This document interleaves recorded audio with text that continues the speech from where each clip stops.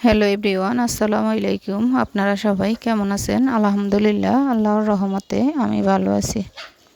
তো আজকে আপনাদের জন্য নতুন একটি ভিডিও নিয়ে আসলাম। আজকে রান্নায় থাকছে পেঁয়াজ পাতা দিয়ে মাছ ভাজি করব, আর টাকি মাছ ভুনা করব, ছোট দেশি মুরগির বাচ্চা ভুনা করব। তো প্রথমে মাছগুলো ভেজে নিলাম। তো এখন মাছ ভাজিটা বসিয়ে দিয়েছি। তো পেঁয়াজ পাতাটা দিয়ে দিলাম, দিয়ে একে একে যা যা মশলাপাতি লাগে সব কিছু দিয়ে দিলাম।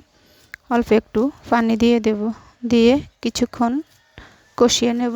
এখন মাছগুলোও দিয়ে দেব, হওয়ার জন্য অপেক্ষা করব। তো আমার মাছ ভাজিটা হয়ে গেছে, এখন ধনিয়া পাতা দিয়ে নামিয়ে নিলাম। তো টাকি মাছটাও হাতে মেখে নেব, যা যা মশলাপাতি লাগে সব কিছু দিয়ে দিলাম। পরিমাণ মতো পানি দিয়ে দিলাম, এখন বসিয়ে দিব, হওয়ার জন্য অপেক্ষা করব।